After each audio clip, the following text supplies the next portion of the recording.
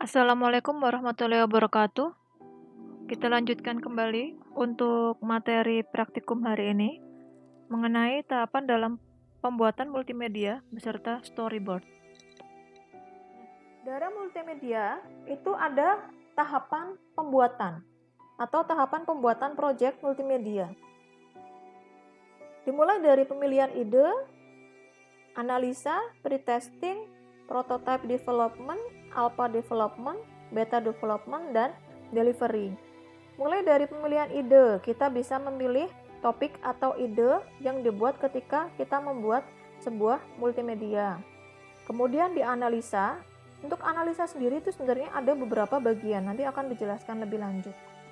Terus untuk pretesting ini kita mendefinisikan sebuah tujuan, kebutuhan pembuatan, garis besar dari isi proyek, penjualan, dan prototipe rancangan awal dari proyek. Kemudian prototype development, kita melakukan sebuah desain atau rancangan isi dan user interface.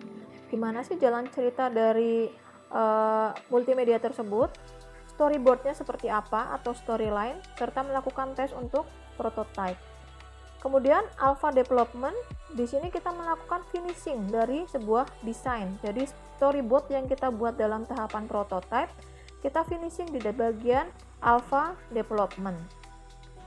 Terus kita juga bisa memasukkan suara dan video dalam tahapan alpha development.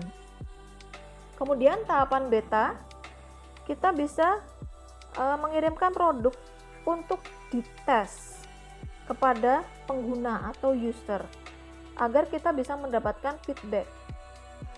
Dan yang terakhir adalah delivery. Delivery adalah tahapan akhir dalam pembuatan project. Biasanya digunakan untuk menyiapkan technical support atau feedback dari para pengguna atau user. Nah, tadi ada tahapan analisa. Analisa itu sendiri ada beberapa tahapan. Ada tahap analisa kebutuhan. Itu bisa ada juga analisa biaya, analisa isi proyek, analisa pasar, analisa teknologi, serta analisa media. Nah, apa itu storyboard? Storyboard tadi ada di tahapan prototype development. Untuk storyboard merupakan sebuah dokumen yang penting dalam produksi multimedia interaktif. Biasanya dia bisa berbentuk percakapan, bisa juga berbentuk gambar atau biasa disebut dengan komik. Nah, storyboard dapat menampilkan layar navigasi. Di situ ada informasi yang ingin disampaikan, apa yang akan ditunjukkan oleh grafik atau gambar. Tujuan dari storyboard adalah untuk menyeimbangkan struktur multimedia, bagaimana informasi tersebut bisa disampaikan kepada user, dan kemudahan dalam menggunakan sistem multimedia tersebut. Nah, storyboard ini adalah dokumen utama ketika membuat sebuah produk multimedia. Nah, mengapa sih perlu storyboard? Storyboard berperan menjadi gambaran dasar dari produk yang akan kita bangun. Jadi gimana sih urutan-urutan pembuatannya? Itu semuanya ada di dalam storyboard. Kita bisa membuat multimedia mulai dari animasi, film, game, tapi catatannya kita harus membuat storyboard terlebih dahulu. Storyboard biasanya digunakan sebagai kerangka dasar bagi sutradara, itu kalau di dalam film, atau pembuat skenario tentang bagaimana sebuah film seharusnya berjalan. Nah, pembuatan storyboard ada beberapa tahapan. Mulai dari tahapan desain, kita mendesain terlebih dahulu apa yang akan dibangun. Kemudian di situ juga dilakukan pembuatan skenario. Kemudian setelah itu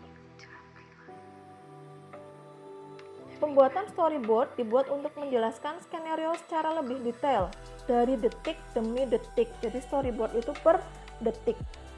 Kemudian menjelaskan tentang susunan materi yang disampaikan pada detik demi detik beserta suaranya, apa saja grafisnya, apa saja animasi yang akan dibuat dan video yang dibutuhkan, Serta yang terakhir, pembuatan skenario dengan menyusun materi yang akan diajarkan pada proses pembelajarannya, serta bagaimana cara penyampaiannya.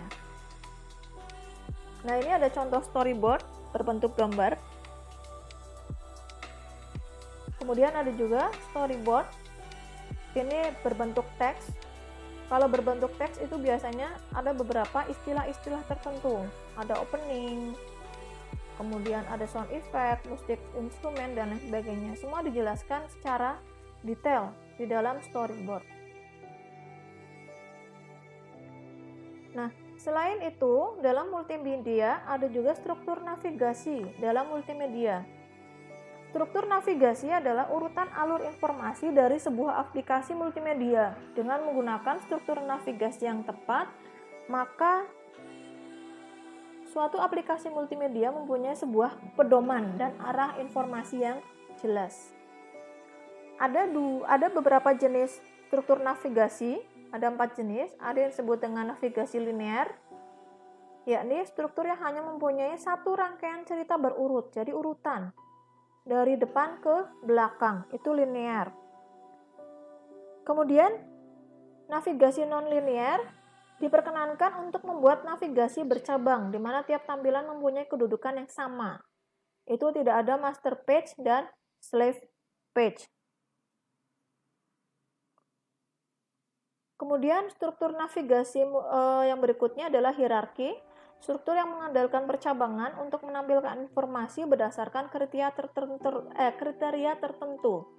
Informasi pada halaman utama disebut dengan parent, ini halaman utama, dan informasi pada cabangnya disebut dengan child.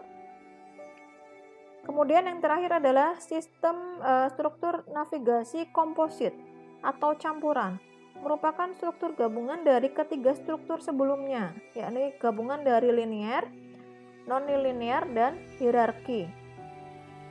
Struktur ini untuk komposit disebut dengan struktur navigasi bebas. Kelebihannya adalah dengan menggunakan struktur ini, suatu aplikasi mampu memberikan keterkaitan informasinya dengan lebih baik.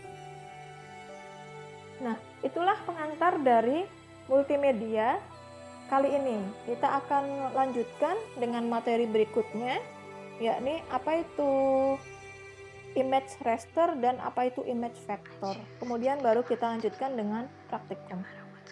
Demikian yang bisa saya sampaikan. Sebelumnya terima kasih. Assalamualaikum warahmatullahi wabarakatuh.